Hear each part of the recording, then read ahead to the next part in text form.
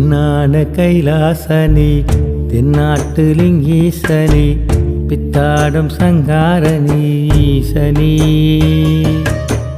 உன்னாமும் சொன்னாலுமே என்னாலும் பொன்னாகுமே என்னாவில் பஞ்சாட்சரம் போதுமே